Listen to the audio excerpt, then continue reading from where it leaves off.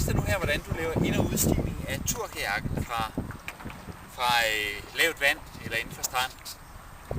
Det er meget vigtigt, når man stiger op i en kajak af hvilken som helst type, at man sørger for at få sin balance ind over midten af kajakken. Så når vi sætter fødderne ned i kajakken, så sætter vi dem så tæt på midten som overhovedet muligt, lige over kølen, så at sige. Men for at jeg kan komme ind nu her, når jeg står på lavt vand eller ved stranden, så skal jeg finde mig noget støtte. I det her tilfælde der bruger jeg pagajen her til at støtte den med bagsiden eller undersiden af bladet ned mod havbunden eller mod stranden. Med den anden hånd der holder jeg fast ude i vores spidsen af cockpitkanten. Det er et af de stærkeste punkter på cockpitten. Så nu kan jeg altså trykke ned her med min venstre hånd. Trykke ned her, og jeg kan holde op på cockpitkanten, så jeg har to gode punkter. Så sætter jeg det første ben op, og det sætter jeg som sagt lige på den anden side af midten, men så tæt på midten som muligt.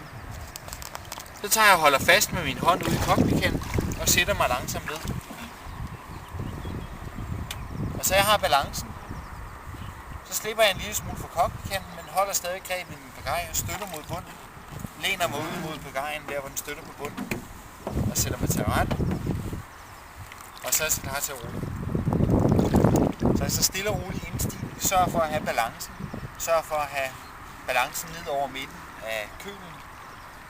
Og så hele tiden for, at det sker rolig bevægelse. Det samme gør jeg, når jeg skal ud. Det vil sige, at jeg starter med at tage det første ben ud igen, som vi havde før. Så går jeg frem og får fat i cockpitkanten, så jeg har et godt stabilitetspunkt. Og så stiger jeg stille og roligt ud af kajakken igen. Det vigtigste, man skal sikre, når man stiger ud af en turkajak, det er, at man laver så lille et træk eller en påvirkning på cockpitkanten herude i siderne. Det her den er mest skrøbelig. Så det punkt, vi skal fokusere på, det er altså det forreste af cockpitkanten, når vi skal ind og ud af kajakken. Det er der, vi kan holde godt fast og have vores støtte.